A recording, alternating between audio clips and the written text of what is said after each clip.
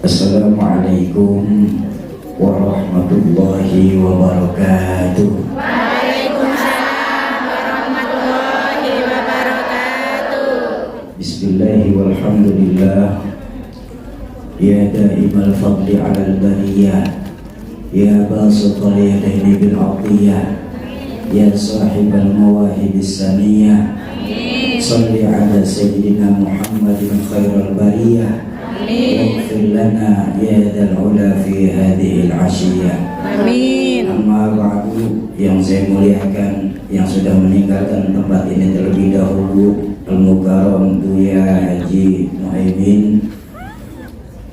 Ada kakak saya dari Gami, Mbak Rosida, Umi Wiji, yang saya muliakan, ibu-ibu, kakak-kakak saya, pahlawan devisa negara Indonesia, para calon penghuni surganya Allah. Allah Subhanahu wa Ta'ala. Alhamdulillah, kita masuki sesi kedua hari ini dan meneruskan pelajaran kita tentang apa yang menyebabkan hati kita mati sampai doa belum dijawab sama Allah.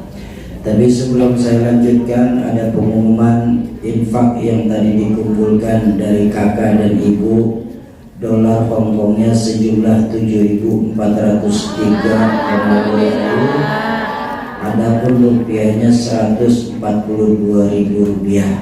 Mudah-mudahan apapun yang kita keluarkan sebagai asbab, Allah gampangkan segala urusan. Amin. Allah luaskan lagi rezeki kita. Amin. Jaga segala hajat-hajat kita. Amin. Hadhihi niyah wa ala likulli niyatin salihah wa ila hadratin Nabi Al-Fatihah. A'udzu billahi minasyaitonir rajim. Bismillahirrahmanirrahim. Alhamdulillahi rabbil alamin. Ar-Rahmanir-Rahim. Maliki yaumiddin. Iyyaka na'budu wa iyyaka nasta'in. Ihdinas siratal mustaqim. Siratal ladzina an'amta 'alaihim ghairil maghdubi 'alaihim waladdallin. Amin. Ibu, kakak, para calon penghuni surganya Allah. Yang pertama tadi yang menyebabkan hati kita mati menurut Imam Hasan Al-Basri apa? Araftumullaha wa lam tu'addu haqqahu. Kita terlalu kenal sama Allah, tapi haknya Allah untuk disembah, kewajiban kita sebagai makhluk untuk menyembah, kadang-kadang gak pernah kita laksanakan. Ayo di bulan Zulqa'dah ini kembalikan lagi nilai-nilai keimanan kita kepada Allah. Yang kedua, yang menyebabkan hati kita mati menurut Imam Hasan Al-Basri apa? Yang kedua, wa taquluna rizqa minallah wa la tashkurulah.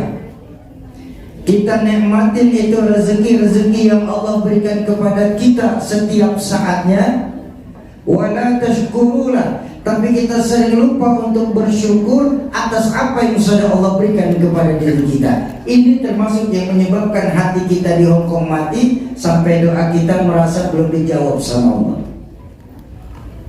Makanya dulu orang tua saya Rahmatul Abror Izzuddin MZ pernah mengajarkan kepada kami, sungguh ada dua amaliyah, ada dua perbuatan, di mana dalam dua perbuatan ini nilai pahala dan timbangan dosa Allah nggak kasih tahu. Tapi justru kita di Hongkong ini sering terjebak dalam mengecilkan, menyepelekan, bahkan berani menyia-nyiakan dua amal ini. Padahal dua amaliyah ini nilai pahala dan timbangan dosa Allah nggak kasih tahu.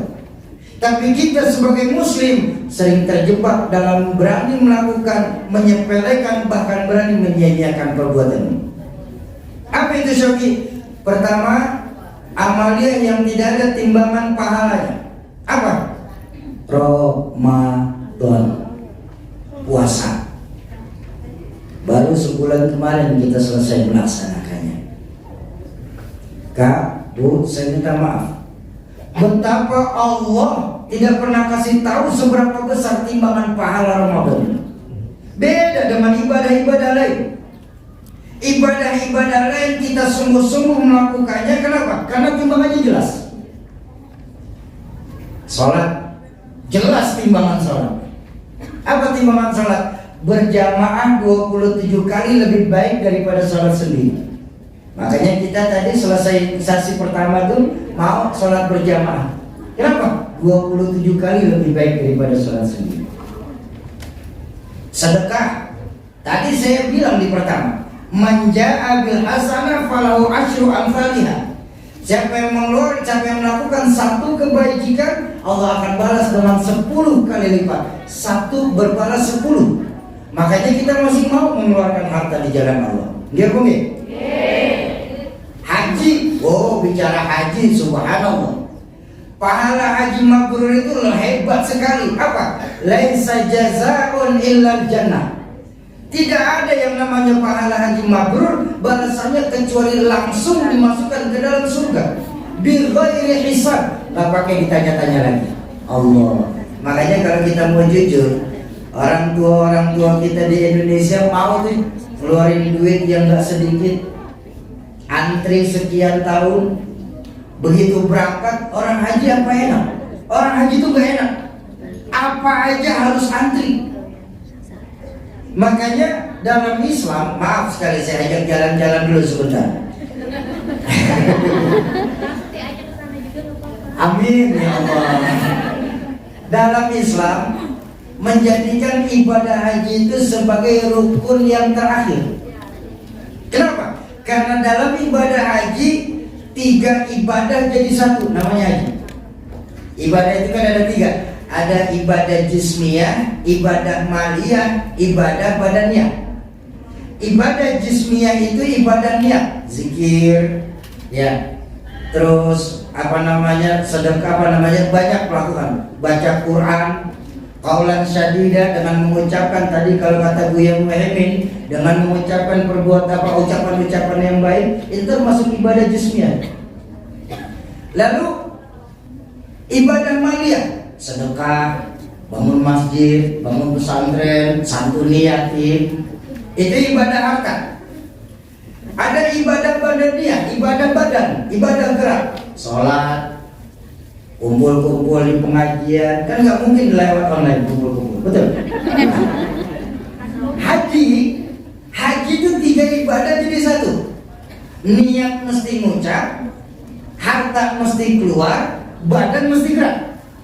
Betul? Syarat haji kalau kurang dari 3 ini belum tentu berangkat. Nih, duit punya, badan sehat, niat tidak ada. Mungkin ke Amerika, mungkin ke Mesir, mungkin juga ke Singapura kita bisa pulang pergi. Tapi ke Saudi, ke Mekah kita nggak akan sampai. Kenapa? Tidak ada niat. Niat kuat, badan sehat, duit nggak punya, selamat melamun. Bener, selamat melamun.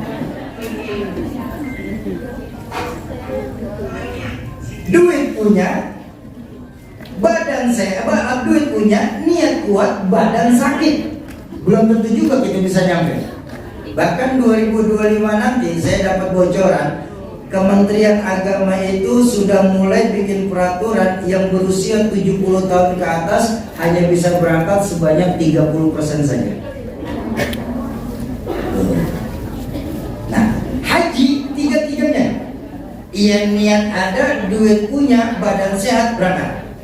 Makanya dijadikan ibadah paling akhir. Kenapa? Karena timbangannya hebat. Langsung dimasukkan ke dalam surga, nggak pakai dihitung-hitung lagi.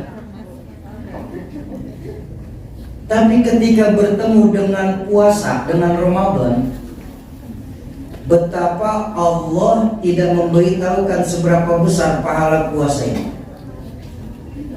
Dalam Al-Quran, dalam hadis qudsi, Allah hanya mengingatkan asyamu li wa ana ajzi. Puasa itu untukku dan aku yang akan membalasnya. Ada nggak bicara timbangan pahala di dalam sini? Silahkan buka kitab fikih setebal apapun. Silahkan tanya sama guru yang jenggotnya ngengser sekalipun. Bab pahala puasa, insya Allah nggak akan ketemu. Kenapa? Karena puasa itu untukku dan aku yang akan membalasnya.